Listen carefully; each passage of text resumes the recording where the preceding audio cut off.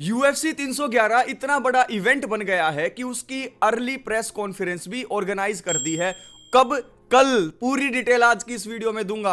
आपका भाई चंपू बना हुआ है क्योंकि मुझे जुकाम, बुखार, सिर दर्द सब कुछ हो रखा है। लेकिन आज की ये जो 10 न्यूज है ये आप तक पहुंचनी बहुत जरूरी थी, इसीलिए ये वीडियो मैं बना रहा हूं। इस्लाम Makhachev, Khabib, Colby Covington, Shavkat Rakhmonov, Francis Ngannou, Jon Jones, हर किसी के बारे में आज की वीडियो में न्यूज होने वाली है। मजा आ जाएगा आपको सुन के। तो चलिए बिना किसी देरी के आज की इस वीडियो को शुरू करते हैं। लेकिन भाइयों, अगर आपको आपकी लैंग्वेज में यूएफसी की अपडेट्स पसंद है और सबसे पहले आप वो अपडेट लेना चाहते हैं तो चैनल को सब्सक्राइब करके वीडियो को लाइक जरूर कर देना। चलिए पहली न्यूज से शुरू करते हैं। पहली न्यूज निकल कर आ रही है यूएफसी 311 से। यूएफसी 311 सबसे स्टैक्ड कार्ड है। 2025 का पहला कार्ड ही यूएफसी ने ऐसा बना दिया कि तोते उड़ गए। यानी इस्लाम मखाचेव और अरमान सारूकियन मेन इवेंट, उसके बाद उमर और मेराब, और उसके बाद जो तीसरी फाइट है जमाल हिल और यरी प्रोहाचका। और इसकी जो प्रेस कॉन्फ्रेंस है वो कल होने वाली है मॉर्निंग में, यानी कि सुबह 4:30 पर। उस टाइम पर तो आप सो रहे होगे, लेकिन जब आप सुबह जागोगे आपको यूएफसी 311 की प्रेस कॉन्फ्रेंस हुई मिलेगी। यानी 311 को लेकर एक तरफ इस्लाम, एक तरफ सारूकियन, एक तरफ उमर, दूसरी तरफ मेहराब दवालिशविली। मजा आएगा ये प्रेस कॉन्फ्रेंस देखने में। इसको मैं कवर भी करूंगा स्पेशल वीडियो बना के, तो चैनल को सब्सक्राइब कर लो। दूसरी न्यूज की तरफ आगे बढ़ते हैं। दूसरी न्यूज निकल कर आ रही है अलेक्जेंडर पेंटोजा की तरफ से। पेंटोजा का कहना यह है कि आज के टाइम पर यूएफसी में मुझे कोई भी चैलेंजर दिखाई नहीं दे रहा। काई असोकुरा को हराने के बाद मैं चाहता हूं कि मोहम्मद मोकायव को रीसाइन कर लिया जाए और मैं मोहम्मद मोकायव के साथ फाइट करूं। अलेक्जेंडर पेंटोजा के गट्स को मैं सलाम करता हूं, क्योंकि इस पूरे वर्ल्ड में मुझे 125 के अंदर मोहम्मद मोकायव ही ऐसे प्रोस्पेक्ट दिखाई दे रहे हैं जो अलेक्जेंडर पेंटोजा का हरा दे। और अलेक्जेंडर पेंटोजा का खुद ये कहना कि डेना वाइट से बात करके मैं उनको वापस लाऊंगा और उससे फाइट करूंगा, ये दिखाता है कि Alexander Pantoja is a real champion. यार रिस्पेक्ट बढ़ गई उनके लिए मेरे दिल में। तीसरी न्यूज जो निकल के आ रही है वो आ रही है मोवसार एवलोएव की तरफ से। मोवसार एवलोएव ने एक ऐसी बात कह दी है जिससे मैं 100% एग्री करता हूं, आप भी करोगे। उनका कहना यह है कि मैक्स होलोवे और वोल्कानोव्स्की का टाइम जा चुका है। 145 डिवीजन में वो दिन लद चुके हैं जब ये दोनों राज किया करते थे। अब इनका कहना है कि मोवसार एवलोएव यंग ब्लड है और यंग ब्लड ही अब आगे आने वाले टाइम में रूल करेंगे। क्योंकि आप देखो यहां पर एवलोएव हो गए, दूसरी तरफ यंग ब्लड कौन है? डिएगो लोपेज हैं। और चैंपियन जो है वो यंगेस्ट यूएफसी चैंपियन है आज के टाइम पर करंट चैंपियंस में, इलिया टोपुरिया। तो ये यंग लायंस का टाइम है फेदरवेट डिवीजन के अंदर। बुढ़े लोगों का अब टाइम जा चुका है। और देखिए वोल्कानोव्स्की एक बार फिर से नॉकआउट हो जाएंगे टोपुरिया से तो उसके बाद उनका भी पत्ता कट जाएगा। तो एवलोएव का यह कहना कि टाइम जा चुका है, अब नए फाइटर्स का टाइम आएगा फेदरवेट डिवीजन में, तो मैं इससे पूरा का पूरा एग्री करता हूं। चौथी न्यूज निकल कर आ रही है इजराइल अडेसानिया की तरफ से। इजराइल अडेसानिया ने यूएफसी 310 के को-मेन इवेंट के अंदर इयान गैरी जीतने वाले हैं, ये बात कह दी है। लेकिन अगर आप इजराइल अडेसानिया की प्रिडिक्शंस को उठाकर देखें तो मैक्सिमम उनकी प्रिडिक्शंस गलत होती है। तो यहां पर जब इजराइल अडेसानिया ने इयान गैरी को चूज किया तो मुझे लग गया था यार कि इयान गैरी के अब हारने के चांस हो गए हैं, क्योंकि अडेसानिया हमेशा उल्टा ही चूज करते हैं। पांचवी न्यूज निकल कर आ रही है डेना वाइट की तरफ से।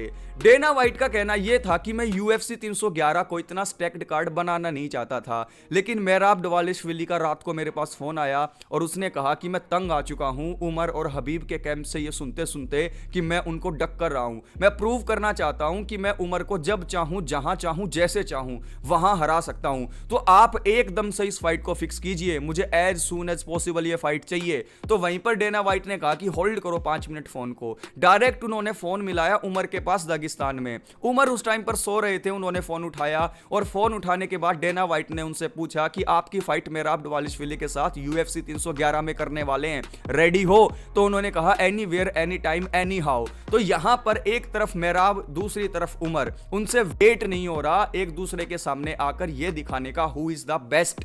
तो यहां पर मेहराब दवालिशविली ने कम से कम अपने हेटर्स को जवाब दे दिया कि मैं डरता नहीं हूं। लेकिन क्या वो हरा पाएंगे उमर को? यह देखने वाली बात होगी दोस्तों।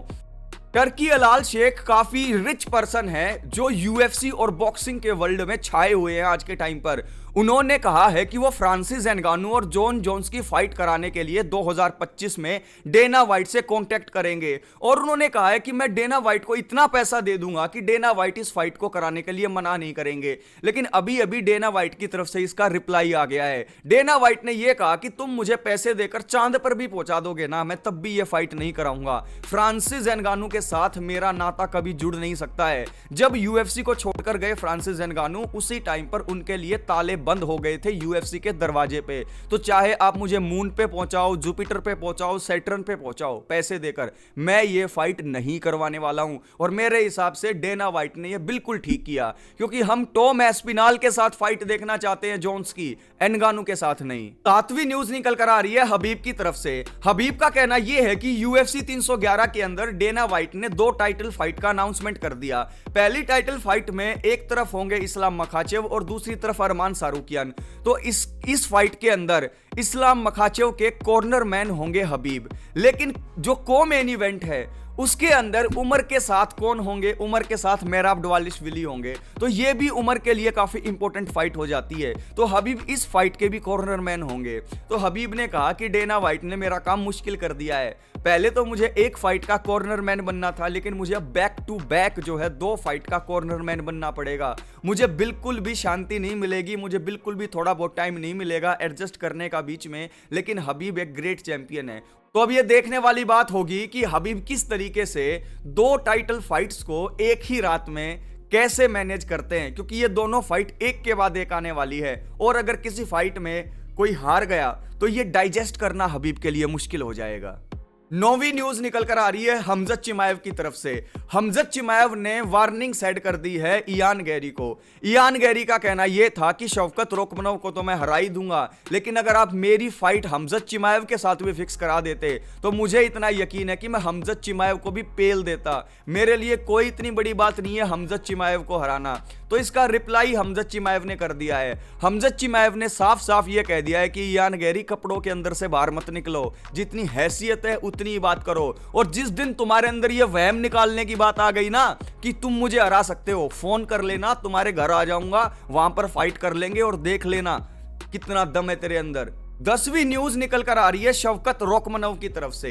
शौकत रोकमनोव ने एक इंटरेस्टिंग बात बताई है। शौकत रोकमनोव का कहना यह है कि जब मेरी फाइट इयान गैरी के साथ फिक्स हुई तो लोग कहने लगे कि यार इयान गैरी ही क्यों, उससे पहले क्या किसी और को फाइट ऑफर नहीं हुई थी? तो उन्होंने 3 फाइटर का नाम बताया जिन्होंने शौकत के साथ फाइट करने से मना कर दिया। पहला नाम तो उन्होंने लिया कमारू उस्मान का, कि यह फाइट सबसे पहले कमारू उस्मान के पास गई थी, कमारू उस्मान ने मना कर दिया। दूसरा कंटेंडर था इसके अंदर कोबी कोविंगटन। ये फाइट कोबी कोविंगटन के पास भी गई थी, लेकिन कोबी कोविंगटन ने भी इस फाइट को शॉर्ट नोटिस पे एक्सेप्ट करने से मना कर दिया। फिर तीसरा ऑप्शन था कार्लोस प्रेटस। कार्लोस प्रेटस को चोट लगी हुई थी, वरना ये फाइट वो एक्सेप्ट कर लेते, तो उन्होंने भी इस फाइट को रिजेक्ट कर दिया। लेकिन जब चौथा ऑप्शन खोजा गया तो वो इयान गैरी निकले और इयान गैरी ने नेक्स्ट सेकंड ही इस फाइट को जो है लड़ने के लिए हाँ कर दी। तो कहीं ना कहीं भाई इयान गैरी को इस चीज के लिए तो रिस्पेक्ट देनी पड़ेगी कि जहां पर हर किसी ने इस फाइट को मना कर दिया था, 3 लोगों ने मना करने के बाद भी इयान गैरी ने साफ कहा कि मैं अपना अनडिफिटेड रिकॉर्ड लाइन पर लगाने के लिए रेडी हूं शौकत के खिलाफ, बस मुझे जीतने के बाद डायरेक्ट टाइटल शॉट चाहिए। तो इस बात के लिए भाई इयान गैरी को रिस्पेक्ट देना तो बनता है। तो दोस्तों देख लीजिए आज की इस वीडियो में कितने कम टाइम में मैंने आपसे कितनी सारी न्यूज डिस्कस कर दी। इसके पीछे रीजन ये था कि ये वीडियो मैं कल भी दे सकता था, लेकिन कल को तो बहुत सारी न्यूज आने वाली हैं। यूएफसी 310 का प्रेस कॉन्फ्रेंस हो चुका है,